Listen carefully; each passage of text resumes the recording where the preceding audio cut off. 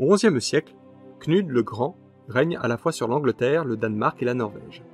Il occupe aussi certaines parties de la Pologne, ainsi que d'autres États en bordure de la Baltique. Les pays scandinaves entrent ainsi dans l'orbite européenne, et c'est alors qu'ils vont commencer à jouer un rôle dans l'évolution de l'Europe. Sous le règne des successeurs de Knud, l'influence danoise ne cessa de grandir, s'étendant jusqu'en Allemagne.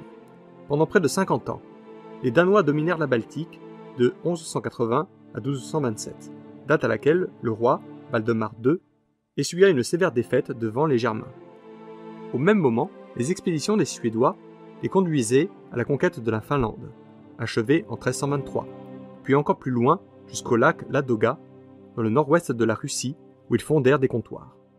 En Allemagne, Othon le Grand régnait sur un immense empire, mais il fut contraint d'en abandonner une grande partie à des vassaux et ducs allemands ainsi qu'à des évêques. Ce fut là l'origine d'un long conflit entre l'Empire et la papauté, la querelle des investitures.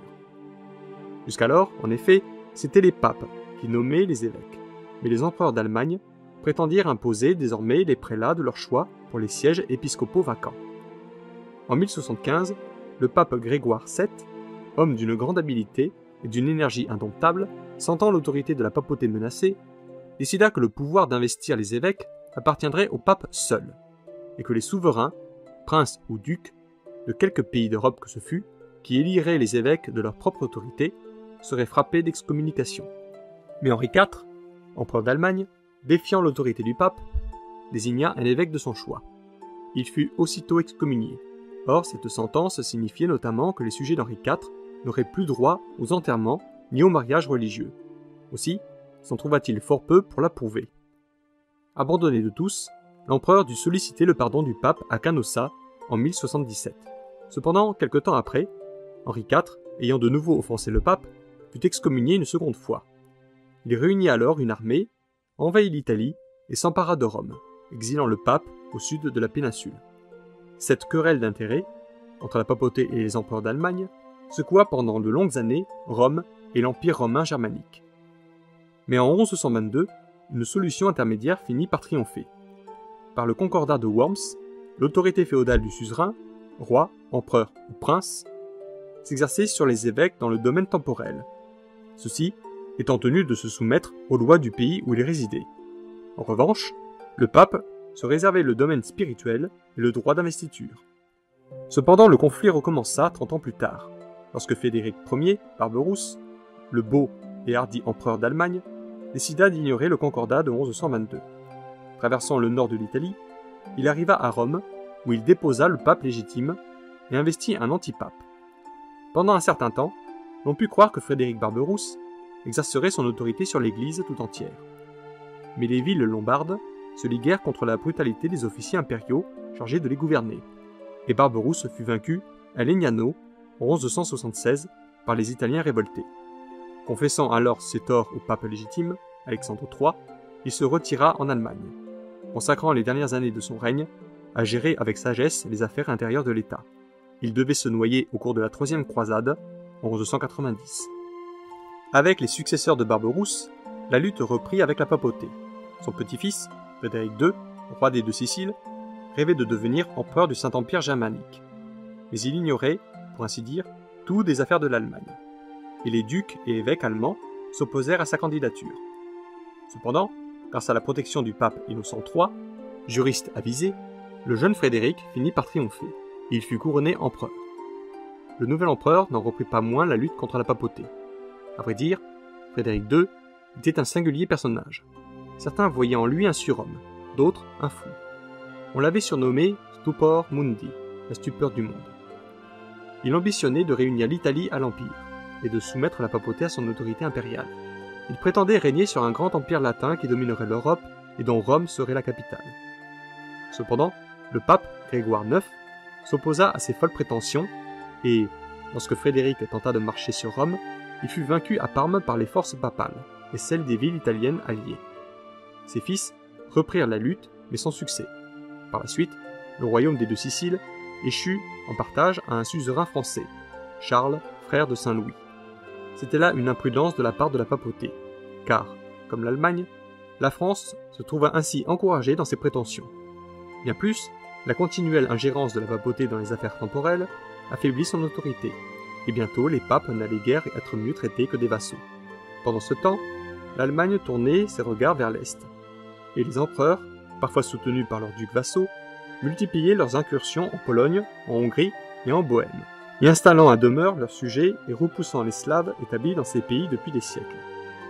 Au XIe siècle, l'Italie était morcelée en une infinité de petits États, ce qui incita les Vikings ou Normands à s'emparer des grands ports de Tarente et de Brindisi. Leur chef, Guiscard, s'y fixa vers 1070 et ne tarda pas à faire la paix avec la papauté. Les papes désiraient en effet enrôler les Normands dans les croisades. Dans le nord de l'Italie, les villes maritimes de Pise, Gênes et Venise, devenues, grâce au trafic méditerranéen, de riches cités, entendaient conserver une indépendance totale. Aussi, s'employèrent-elles à résister à toute tentative d'infiltration sur le sol italien. Pendant des siècles, elles se créèrent aussi de puissants empires maritimes, les plus riches de toute la péninsule, rendant impossible, par leur volonté d'indépendance, l'unité de l'Italie. À maintes égards, le pays eut à souffrir de ce manque d'unité. Les longs conflits entre l'Empire germanique et les papes, ayant presque toujours eu pour théâtre le sol italien, les campagnes fertiles du nord et du centre avaient été dévastées par le passage des armées. La ville de Rome passa même en différentes mains, subissant chaque fois la perte d'inestimables vestiges de l'Antiquité. Les petits États changeaient de parti au gré des circonstances. Le sentiment national ne signifiait plus rien. Même les riches cités maritimes, obéissant à des motifs futiles, se faisaient la guerre sans le moindre profit. Aurait-il existé un empire puissant de guerriers résolus, animés de cet esprit de croisade des premiers musulmans, lors de leur conquête de la Méditerranée, que la péninsule tout entière aurait été soumise. Dans ce climat d'instabilité, une renaissance des arts et des sciences se manifesta cependant en Italie. Les seigneurs des petites principautés rivalisaient à qui mieux pour acquérir des œuvres d'art et, favorisant la construction d'édifices et toutes sortes de travaux, ils prodiguèrent ainsi leur encouragement aux artistes. Au fur et à mesure que croissait la puissance financière des cités commerçantes, celles-ci étaient à même de financer les arts et la construction. Si l'unité du pays semblait de plus en plus compromise, l'Italie n'en devint pas moins un important théâtre d'activité. Après la chute de Constantinople en 1453, elle restait désormais l'unique capitale de la chrétienté, si l'on accepte l'Église orthodoxe d'Orient, séparée de Rome.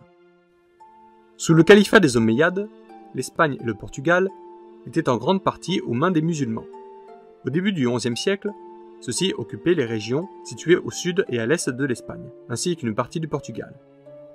Mais, épuisés par les luttes continuelles avec les dynasties arabes du Maroc, l'autorité des califes s'affaiblit chaque jour davantage. L'occasion était venue pour la chrétienté de commencer la reconquête de la péninsule ibérique. Au XIe siècle, Alphonse VI, roi de Léon et de Castille, une des régions d'Espagne, se dirigeant vers le sud, franchit la Sierra de Guadarrama et s'empara de Tolède, sur le Tage, à quelques centaines de kilomètres de Madrid. Mais cette reconquête chrétienne de la péninsule sur les musulmans s'étendit sur plusieurs siècles, car d'une part le pays se prêtait davantage à la guérilla qu'à une guerre ouverte, et d'autre part les chrétiens rencontrèrent une résistance obstinée de la part des musulmans. Parfois, il leur arrivait de reprendre des régions qui leur étaient ensuite à nouveau disputées. Par ailleurs, durant de nombreuses années, les rois d'Aragon se trouvèrent impliqués dans de graves conflits avec la France, qui absorbait toutes leurs forces. En 1340, Alphonse XI, roi de Castille, et Alphonse IV du Portugal, vainquit les Maures à Tarifa, en Andalousie, et les refoula au sud, si bien qu'ils ne furent plus réduits qu'au seul royaume de Grenade. Ils n'en furent cependant chassés qu'un siècle plus tard, en 1492. Le règne de Pierre le Cruel, successeur d'Alphonse XI, fut marqué par une terrible guerre civile, où ce dernier fut vaincu par son demi-frère, Henri II de Trastamare. Au Portugal, Jean Ier, qui régna de 1385 à 1433, lutta contre les musulmans sur leur propre terrain, en Afrique du Nord. Descendant sur la côte marocaine, les Portugais saccagèrent les villes et les ports, enrichis par des siècles de pillages et de piraterie. Les navigateurs portugais, habitués aux vents violents de l'Atlantique, se révélèrent invincibles sur mer. En 1415, Jean Ier lança une attaque à la fois sur mer et sur terre, à Ceuta, port de la côte africaine, en face de Gibraltar. S'emparant de la ville, après un siège prolongé, il fonda le premier établissement portugais sur le sol africain. Cet événement eut un immense retentissement. La domination portugaise s'étendit ensuite en Afrique du Nord par la prise de Casablanca et de Tanger. Dès lors, les Portugais figurèrent au premier rang des colonisateurs. À l'époque d'Otto le Grand, au Xe siècle, en Allemagne, la France était morcelée en duchés et comtés.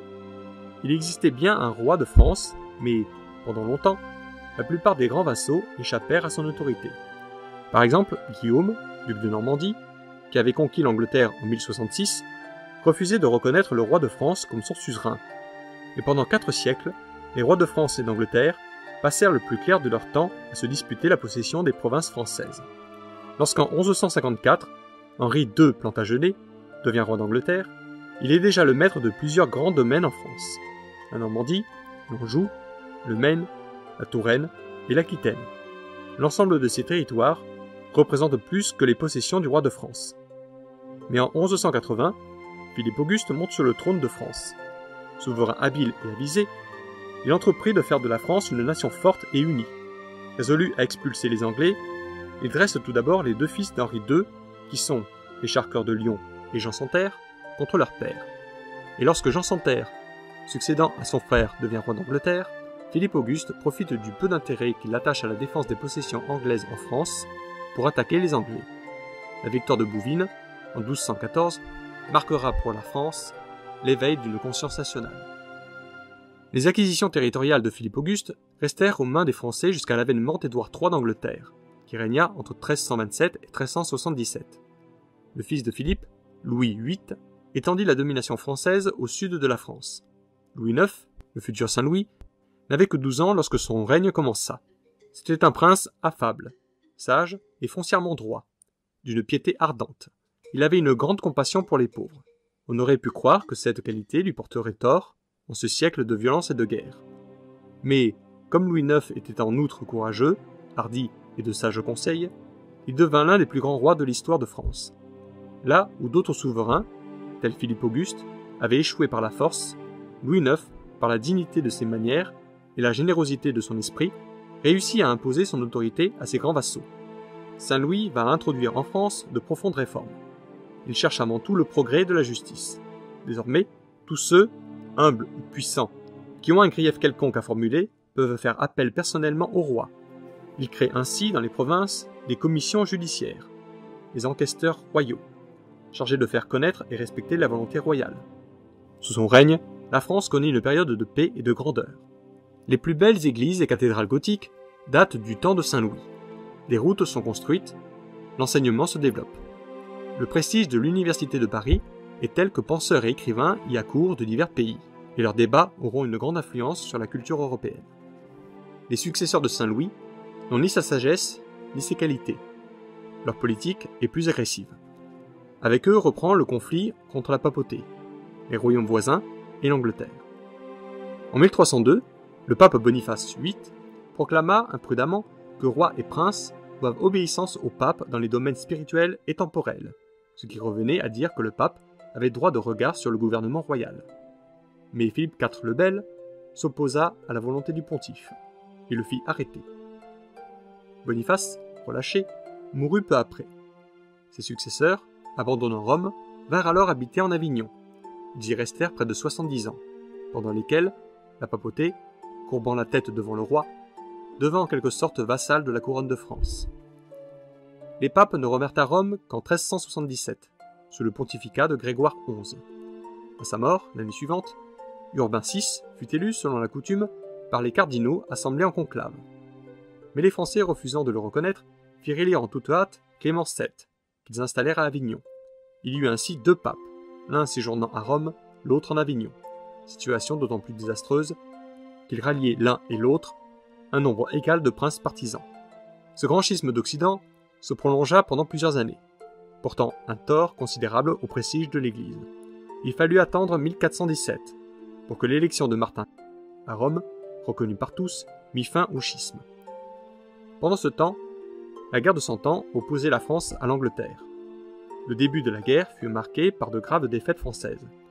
Crécy en 1346, Poitiers en 1356 et Azincourt en 1415. En 1420, Henri V d'Angleterre, le vainqueur d'Azincourt, imposa à la France le traité de Troyes qu'il reconnaissait comme le futur roi de France, à la mort de Charles VI. Et, quand Henri V mourut en 1422, son fils, Henri VI, devint l'héritier des deux trônes. Comme il était encore en bas âge, la régence fut confiée à son oncle, le duc de Bedford, et celui-ci dut défendre les possessions anglaises en France. Mais, en 1429, une jeune bergère, native du village de Domrémy, en Lorraine, entendit des voix qui lui ordonnaient d'aller trouver le dauphin Charles, fils de Charles VI, et de le persuader de bouter les Anglais hors de France. À Chinon, Jeanne se présenta au dauphin comme envoyé de Dieu, et réussit à le convaincre de sa mission. Présente face aux Anglais à Orléans, ces derniers sont contraints de se replier vers le nord. Le dauphin Charles sera sacré sous le nom de Charles VII à Reims, ville où les rois de France étaient traditionnellement couronnés. Mais Jeanne fut faite prisonnière à Compiègne et livrée aux Anglais. Ceux-ci, l'ayant déclarée sorcière et hérétique, la firent brûler vive à Rouen le 30 mai 1431. En 1453, les Anglais, battus à Castillon, ne possédaient plus en France que Calais. À la mort de Charles VII, en 1461, l'habile et rusé Louis XI lui succéda sur le trône. Avec la fin de la guerre de Cent Ans, le nouveau souverain put se consacrer à la lutte contre le duc de Bourgogne, Charles le Téméraire, dont la puissante maison constituait depuis longtemps une menace pour le royaume. À la mort de Louis XI, en 1483, la France était la nation la plus puissante d'Europe et la plus apte à prendre la tête de l'évolution qui s'y manifestait.